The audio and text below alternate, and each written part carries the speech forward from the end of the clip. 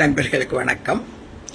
கேடில் விழுச்செல்வம் கல்வி ஒருவருக்கு மாடல்ல மற்றையவை. இந்த குறள் நிறைய பேர் ரொம்ப கேட்டிருப்பீங்க. இப்போ அது கொஞ்ச நாள் அது ரொம்பவே ஃபேமஸ் ஆயிடுச்சு. ஏன்னா இந்த குறளைத்தான் ஊமையா சொல்லி சீமான் என்ன சொல்லி இருக்கிறாருன்னா, வள்ளுவர் மாடுகள் தான் மிகப்பெரிய செல்வம் அப்படின்னு சொல்லியிருக்கிறாரு அப்படின்னு. இப்போ மாடுகளுக்கு மாநாடு போட்டார் இல்லையா, அப்போ இந்த கதையை வழக்கம் போல அவுத்து விட்டுருக்கிறாரு. அவருடைய தம்பிகள் வழக்கம் போல அந்த அறவேக்காட்டு தற்குறி தம்பிகள் எல்லாரும் ரொம்ப கைதட்டி ரசிச்சிருக்கிறாங்க. ஆனா அன்பார்ச்சுனேட்லி அதுக்கு நிறைய மீடியாவும் மற்றவங்களும் கூட போயிருக்கிறாங்க. அது வெளியவும் வந்துருச்சு யூடியூப்ல. அப்புறம்தான் இதுவா சொல்லி இருக்கிறாரு வள்ளுவர் அப்படின்னு எல்லாரும் கலாய்ச்சாங்க சீமான. நமக்கே தெரியும் அந்த குறள் ஆக்சுவலா கேடில் விழுச்செல்வம் கல்வி ஒருவருக்கு மாடல்ல மற்றையவை அப்படின்னா, ஒருத்தருக்கு என்றுமே அழிவே இல்லாத கேடில் விழுச்செல்வம், கேடே இல்லாத அழிவே இல்லாத ஒரு மிகச்சிறந்த செல்வம்னா அது ஒருத்தருக்கு கல்விதான். அதை தவிர உயர்ந்ததுன்னு வேற எதுவுமே, அதை விட உயர்ந்தது அது செல்வம். மாடுன்னா செல்வம்னு அர்த்தம். உயர்ந்த செல்வம் வேறு எதுவும் கிடையாது அப்படிங்கறது அந்த குறளினுடைய பொருள். சரி, இந்த நேரத்துல நான் என்னுடைய தமிழ் ஆசிரியர்களை மிக நன்றியோட நினைவு கூறுகிறேன். அவங்க தான் எனக்கு அவ்வளோ அழகா தமிழ் சொல்லி கொடுத்தாங்க. இதுல இன்னொரு வேற முக்கியமான விஷயம் இருக்கு. என்னுடைய தமிழ் ஆசிரியர்கள் எல்லோருமே தெலுங்கர்கள். அவங்க அவ்வளவு சிறப்பான தமிழ் ஆசிரியர்களா இருந்தாங்க. அவங்க தமிழை நேசித்தார்கள், தமிழை சுவாசித்தார்கள்னு சொல்லணும். தமிழ் அப்படி அவங்களும் இருந்தாங்க. எங்களையும் தலையில குட்டி குட்டியாவது தமிழை சொல்லி கொடுத்தாங்க. ஒழுங்கா படிக்கணும், தமிழ் சிறந்த மொழி அப்படின்னு. So okay. ஆனா நிச்சயமா சீமானுடைய வாத்தியார்கள் யாரும் சொல்லிக் கொடுக்கல போல் இருக்கு. இல்ல சீமான் தான் பள்ளிக்கூடத்துக்கே போகல. நான் பள்ளிக்கூட காலத்திலே கள்ளு குடிச்சிட்டு சுடுகாட்டுல உருண்டுட்டு இருந்தேன்னு சொன்ன ஆளாச்சு. அதனால அவர் தான் ஒழுங்கா படிக்கல போல் இருக்கு. இது ஒரு பக்கம்னா, இவருடைய கட்சியில இவருக்கு ரைட் ஹேண்டா இருக்கிற இன்னொருத்தர் சாட்டை துரைமுருகன் அப்படின்னு ஒரு ஆள் இருக்கிறாரு. அவரு முத்தரையர்கள் வரலாறை பற்றி பேசுறாரு. அதுல அவர் என்ன சொல்றாரு, பெரும்பிடுகு முத்தரையர். அவரை பத்தி அவர் சொல்லும் போது, இந்த பெரும்பிடுகு அப்படின்னா, பெரும் அப்படின்னு, பிடுகுன்னா அப்படி மிகண்ட அகண்ட மார்பை உடையவன் அப்படின்னு கதை சொல்லிக்கிட்டு இருக்காரு. இதை நம்ம சாதாரணமா இதை எடுத்துக்க முடியாது. ஏன்னா பிடுகு அப்படிங்கிற வார்த்தைக்கு பொருள் அது பிடுகுங்கிறது ஒரு தெலுங்கு வார்த்தை. அதற்கு பொருள் இடி அப்படின்னு, மின்னலோடு சேர்ந்த இடி, இடி மின்னல் அப்படின்னு நம்ம சொல்றோம் இல்லையா, அந்த மாதிரி மின்னலோட சேர்ந்த அந்த மிக கடுமையான இடியைத்தான் நம்ம பிடுகு பிடுகுல பிடுகு அப்படின்னு சொல்றது. இது தெலுங்கு. கன்னடத்திலையும் அதே தான் வரும். ஸோ இந்த தெலுங்கு வார்த்தைய பொய் சொல்லி இது தெலுங்குன்னு மற்றவங்களுக்கு தெரிஞ்சிடக்கூடாதுங்கிறதுக்காக, ஏன்னா யாரு கூட்டத்தில் இருக்கிறவங்க பிடுகுன்னா என்னன்னு யாராவது இவர்கிட்ட கேட்டாங்களா? ஆனா இது தெலுங்குன்றது தெரிஞ்சிடக்கூடாது. முத்தரையர்களுடைய அவர்களுடைய பெயர்ல அவங்க தெலுங்கு வார்த்தையத்தான் வச்சிருந்திருக்கிறாங்கிறது வெளியே தெரிஞ்சிடக்கூடாதுங்கிறதுக்காக ஒரு பொய்யான ஒரு விஷயத்தை இவர் கட்டமைக்கிறார். ஆனா இது எவ்வளவு ஸ்டூபிடா இருக்கு. ஒரு வார்த்தையினுடைய பொருளையே மறைச்சிட முடியுமா? ஆனா இது நடக்குது. வரலாறே மறைச்சிட்டாங்க. தமிழ்நாட்டில் வாழ்ற இந்த தெலுங்கு மொழி பேசும் மக்கள்லாம் இந்த மண்ணின் பூர்வ குடிகள் அப்படிங்கறதையே அந்த வரலாறை மறைச்சிட்டாங்க. சோழர்கள் தெலுங்கர்கள் அப்படிங்கிற வரலாற்றை மறைச்சிட்டாங்க. இன்னும் எவ்வளவோ இந்த மாதிரி மறைச்சவங்களுக்கு இதெல்லாம் ஒரு பெரிய விஷயமா என்ன? இதையும் மறைக்க முயற்சி நடைபெறுகிறது. ஆனா ஆக்சுவலா பெரும்பிடுகு அப்படிங்கிற வார்த்தைக்கு மிகப்பெரிய இடியை போன்றவன், இடி மின்னலோடு சேர்ந்த அந்த இடி மின்னலை போன்றவன் அப்படிங்கிற அர்த்தம் தான் அதுக்கு வருது. ஒருவேளை அவர் இடி போன்ற மிகுந்த அந்த கர்ஜனை, அந்த வாய்ஸ் அப்படி அவ்வளவு பயங்கரமா இருக்குங்கிற பொருளா இருக்கலாம். இல்லாட்டி ஒரு இடி மின்னலை போற பகைவர்களை அழிக்கக்கூடியவன் அப்படிங்கிற பொருளா இருக்கலாம். பட் எப்படி இருந்தாலும் இந்த பெரும்பிடுகு அப்படிங்கிறது இந்த மிக இடியை போன்றவன்கிறத குறிக்கிறது. இந்த பட்டப்பெயரை முத்தரையர்கள் வரலாற்றுல முதல்ல இருந்து, முதலாம் பெரும்பிடுகு முத்தரையர்ல ஆரம்பிச்சு அப்புறம் அடுத்தவருக்கு விடேல் விடுகுங்கிறது, அதுக்கு அடுத்தவருக்கு மறுபடியும் இரண்டாம் பெரும்பிடுகு முத்தரையர், இப்படி மாறி மாறி குறைஞ்சது 6-7 பேராவது ஒரு கிட்டத்தட்ட ஒரு 150-200 வருஷம் வரைக்கும் பல தலைமுறைகள்ல பலர் இந்த பெரும்பிடுகு அப்படிங்கிற பட்டத்தை தங்கள் பெயரோட சேர்த்துதான் வச்சிருந்திருக்கிறாங்க. ஏன்னா அவர்கள் பூர்வீகத்துல அவங்க தெலுங்கு மரபினர். முத்தரையர்கள் தெலுங்கு மரபினர். இது நிறைய காலமா முத்தரையர்கள் யாருன்னே தெரியாம ஒரு இது இருந்தது. அப்புறம் பின்னாளையில தான் நமக்கு தெரிய வந்தது. எப்போ இந்த மலைப்பேடு செப்பேடுகள் மாதிரியானது நமக்கு கிடைச்சதுக்கு அப்புறம் தான் வந்து சரி இவங்கெல்லாம் முத்தரையர்கள்லாம் வந்து அதுல தெளிவா போட்டிருக்குது. அதுல முதுராஜ் அப்படிங்கிற இதுல முதல்ல ஆரம்பிக்குது. அந்த முதல்ல இருந்த அந்த பழம்பெரும் மன்னர்கள் முதுராஜுங்கிற பட்ட பெயரை வச்சிருந்தாங்க. ஏன்னா அவங்க தெலுங்கு மரபினருங்கிறனால இவர்கள் வந்து அந்த வம்சாவளியில வந்த ஒருத்தர். அதுல புண்ணியகுமாரன் அப்படிங்கிறவனுடைய சகோதரன் தான் இவர். புண்ணியகுமாரன் அங்க கடப்பை பகுதியிலே தொடர்ந்து ஆட்சி செய்யறாரு. ஆனா அவருடைய சகோதரனான குணமுதிதன் அப்படிங்கிறவர் தஞ்சாவூருக்கு அவருடைய பெரிய தாத்தாவனுடைய குடும்பத்திற்கு தத்தெடுக்கப்படுகிறார். ஏன்னா பெரிய தாத்தாவான சிம்ம விஷ்ணுவனுடைய மகன் நல்லடி வந்து வாரிசுகள் இல்லாம இறந்துட்டதனால அந்த தேசத்திற்கு அரசனாக இளவரசனாக முடிசூடப்பட்டு குணமுதித்தன் அந்த நாட்டுக்கு போறார். அதன் பின்னு தஞ்சாவூர்லயே இருந்ததனால அவர் தொடர்ந்து அந்த தஞ்சை மன்னனாக தமிழ் மரபில் அப்படி அவர் தமிழே பேச வந்து ஆரம்பிச்சு அது அந்த முத்தரையர் மரபு அப்படி வர்றாங்க. ஆனா இவருடைய பூர்வீகம் இவங்களுடைய முன்னோர்களுடைய பூர்வீகம்னு பார்த்தோம்னா எது நம்ம சொல்ற அந்த தெலுங்கு சோழர்கள் ரேநாட்டி சோழர்கள்னு சொல்ற இந்த தெலுங்கு சோழர்கள் தான் இவனுடையது. இவர்களுடைய மூதாதையர்கள். அவர்களுக்கும் முன்னால் அவங்க யாரா இருந்தாங்கன்னு அவங்க தமிழர்களாத்தான் இருந்தாங்க. அவங்க எல்லோரும் சொல்லி இருக்கிறாங்க காவிரிக்கு கரை எழுப்பிய கரிகாலனின் வம்சத்தவர்கள் நாங்கள், சூரிய குலத்தினர். அதே மாதிரி நாங்க வந்து காஷ்யப்ப கோத்திரத்தினர் அவங்க அடையாளங்களை சொல்றாங்க.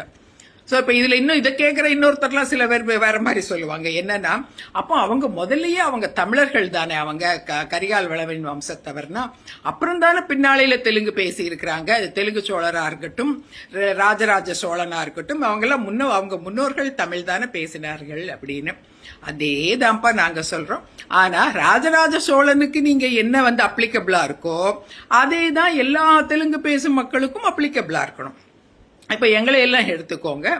எங்க முன்னோர்களும் எப்படி ராஜராஜ சோழனுடைய கரிகால் வளவன் காலத்துல எப்படி தமிழ் பேசுறாங்களோ அப்படி எங்க பெரும்பாட்டன்களும் எல்லோரும் தமிழ் தான் பேசினாங்க.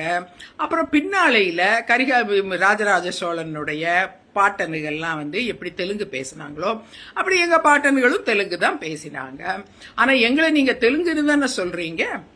நாங்க தமிழ்நாட்டிலே தான் வசிக்கிறோம், தமிழ் தான் பேசுறோம், ஆனாலும் எங்களை தெலுங்குன்னு சொல்றீங்க. ஆனா ராஜராஜ சோழன் மட்டும் தெலுங்கு பேசி இருந்தாலும் அவர் தமிழில் ஒரு பூர்வீகம் தமிழ் தானே, அதனால அவர் தமிழ்ங்கிறீங்க. அது என்ன ரெட்ட நிலைப்பாடா? அப்ப யாராவது பெரிய மன்னனா இருந்தனா இல்ல பெரிய பணக்காரனா இருந்தனா எப்படி இருந்தாலும் அவங்க எங்கவங்கன்னு சேர்த்துக்குவீங்க. சாதாரண மக்களை எல்லாம் வேண்டான்னு ஒதுக்கிடுவீங்களா? ராஜராஜ சோழன் எப்படியோ அதே மாதிரிதான் நாங்களும். எங்களுடைய பூர்வீக முன்னோர்கள் எங்க பெரும்பாட்டன்கள் எல்லாம் தமிழ் பேசினாங்க. அப்புறம் எங்க பாட்டன் முப்பாட்டனுகள் எல்லாம் தெலுங்கு பேசினாங்க. அவங்க தமிழ் பேசினாங்க முதல்ல முப்பாட்டனுங்க. முப்பாட்டன்ல பெரும்பாட்டனுங்க கரிகால் வளவன் காலத்துல 1800 வருஷத்துக்கு முன்னாடி எல்லாம். ஆனா தெலுங்குங்கிற மொழி வந்துட்டு இந்த 1500 வருஷத்துக்கு அப்புறமா வந்து அவங்க எல்லோரும் தெலுங்கு மொழியை பேச ஆரம்பித்தார்கள். அதனால நாங்கெல்லாம் தெலுங்கர்கள். அதே மாதிரி முத்தரையர்கள் ஆனா அதே தெலுங்கு மரபில வந்திருந்தாலும் பின்னாளையில தஞ்சாவூருக்கு வந்ததுக்கு அப்புறம் அவர்கள் தொடர்ந்து தமிழ் பேச ஆரம்பிச்சிட்டதுனால அவர்கள் தமிழர்களாக அறியப்படுகிறார்கள். ஆனா அவர்களுக்கும் நடுவுல ஒரு brief history of Telugu origin இருக்குது. அதனால ஆனாலும் அவர்களுடைய தெலுங்கு அந்த வம்சத்துல வந்தது அடையாளத்தை அவர்கள் மறைக்கவே இல்லை. பெரும்பிடுகுங்கிற அந்த பட்டத்தை அந்த தெலுங்கு வார்த்தையை அவர்களுடைய பெயரோடையே சேர்த்து பட்ட பெயராக 200 வருஷங்களுக்கு மேலாக அவங்க அந்த முத்தரையர்ங்கிற இதை எவ்வளவு காலம் வச்சிருந்தாங்களோ அவ்வளவு காலமும் இந்த பெரும்பிடுகுங்கிறத வந்து அவங்க அந்த பட்டத்தையும் வச்சுட்டு தான் இருந்திருக்கிறாங்க. அதனால அவர்கள் தெலுங்கு வம்சாவளியினர் தான். ஆனா இப்ப முத்தரையர்களே சிலர் வந்து இன்னைக்கு தமிழ்நாட்டுல தெலுங்கு மொழி பேசுற மக்களுக்கு எதிராக நடக்கிற இந்த பாலிடிக்ஸை பார்த்து பயந்தோ என்னவோ அவர்களுடைய தெலுங்கு பூர்வீகத்தை நிறைய பேர் அதை பேச விரும்புறதே இல்லைங்கிறத நம்ம பாக்குறோம். சரி, அது அவங்களுடைய தனிப்பட்ட விருப்பம். ஆனா ஒரு மன்னர்கள் அப்படின்னு காலம் நம்ம எடுத்துட்டோம்னா அவர்கள் முத்தரையர் மன்னர்கள் வந்து அவர்கள் கரிகாலன் வம்சத்தில் வந்திருந்தாலும் இடைப்பட்ட காலத்துல அவங்க தெலுங்கு சோழர்களாக ரேநாட்டி சோழர்களாக வாழ்ந்திருக்கிறார்கள். அதேதான் வந்து அதை தொடர்ந்து அப்படியே அவங்க இருக்கிறாங்க. ஆனா அவர்களுடைய அப்பா தாத்தா அவங்க கூட பிறந்தவங்க அவங்க மற்றவர்கள் எல்லாம் இன்னும் அதே தெலுங்கு சோழர்களாக இன்னும் தெலுங்கு மொழி பேசும் மக்களாகத்தான் இன்னும் தொடர்ந்து இருக்கிறாங்க. அதனால இவங்க மட்டும் அதுல இருந்து பிரிஞ்சு வந்த ஒரு வழி ஒரு வகையறா அப்படின்னு நம்ம சொல்லலாம். அதனால இப்ப இது எதற்காக இந்த மாதிரி ஒரு தெலுங்கு அடையாளத்தை, ஒரு மன்னனுக்கு உண்டான ஒரு தெலுங்கு அடையாளத்தையும் தெலுங்கு பூர்வீகத்தையும் அழிக்கிறதுக்கு இவ்வளோ கஷ்டப்பட்டு முயற்சி பண்றாங்க இந்த சீமான் கட்சியினர்? சீமானும் தான், சீமான் கட்சியினரும் தான். எதற்காக? ஏன்னா நம்ம எல்லோரும் அயலார், அந்நியர்கள் அப்படின்னு காமிக்கணும்ங்கிறதுக்காக மிகப்பெரிய ஒரு சதி திட்டத்தோட செயல்படுறாங்க. 15 வருஷமா சீமானும் சுத்தி தமிழ்நாடு முழுக்க இவங்கெல்லாம் வந்தேரிகள், வெளியிருந்து வந்தவங்க, இவங்கெல்லாம் அந்நியர்கள், இவங்களை விரட்டி அடிக்கணும், இவங்களுக்கு அதை பண்ணக்கூடாது, இதை பண்ணக்கூடாது, இவங்களுக்கு ரிசர்வேஷன் கொடுக்கக்கூடாது, இவங்களுக்கு ஓட்டு போடவே கொடுக்கக்கூடாதுன்னு சொல்லிட்டு தெரிகிற சிலவங்கெல்லாம் கூட இருக்கிறானுங்க, சில அயோக்கியர்கள். ஓட்டு போடுற உரிமை கூட தெலுங்கனுக்கு கொடுக்க கூடாதான், இதை சொல்றவங்க கொஞ்சம் பேர் இருக்கிறாங்க. இந்த மாதிரி தொடர்ந்து ஏதாவது ஒண்ணு எதையாவது பேசி எல்லா மக்களையும் முட்டாளாக்கி இந்த தெலுங்கர்கள் இந்த தமிழ்நாட்டுக்கு சம்பந்தம் இல்லாதவங்கன்னு சொல்ற இந்த அவதூறு பிரச்சாரத்தை, பொய் பிரச்சாரத்தை தொடர்ந்து செய்துட்டு வர்றாங்க.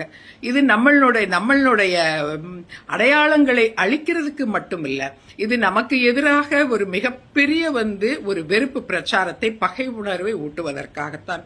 இன்னைக்கு கூட ஒருத்தன் சீமானுடைய ரைட் ஹேண்ட் இல்லாட்டாலும் சீமானுடைய கட்சியில இருக்கிறவன், ஆனா அவன் அமெரிக்காவில் இருக்கிறான். அமெரிக்காவில் இருந்துகிட்டு அவன் ரெகுலரா போஸ்ட் போட்டுக்கிட்டு இருக்கிறான்.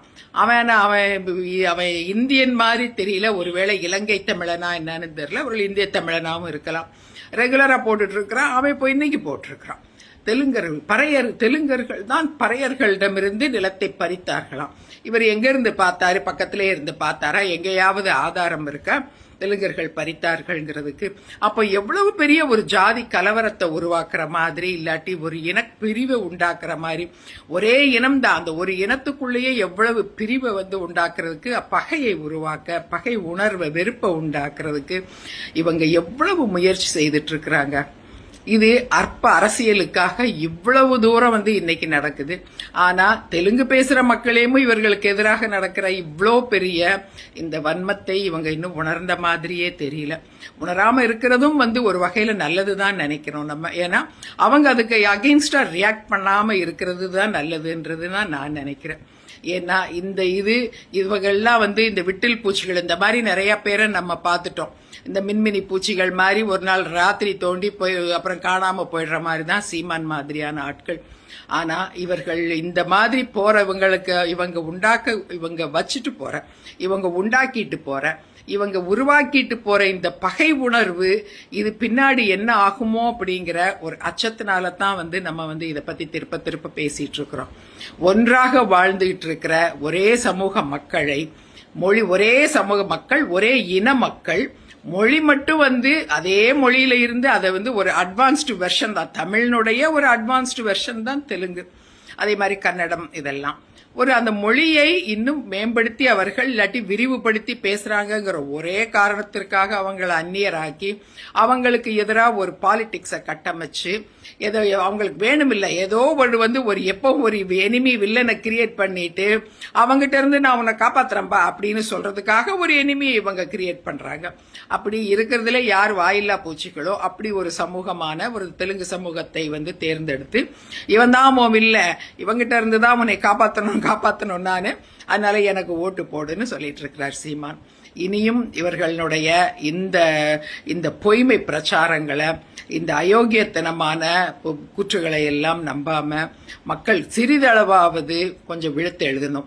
நம்மளுடைய ஒற்றுமையை, நம்ம சமூகத்தினுடைய, இந்த தமிழ் சமூகத்தினுடைய ஒற்றுமையை கட்டி காப்பாற்ற வேண்டியது எல்லா ஜாதிகளுக்கும், எல்லா மொழி பேசுறவங்களுக்கும், எல்லா மதத்தவருக்குமான ஒரு கூட்டு கடமை நமக்கு இதுல இருக்குது.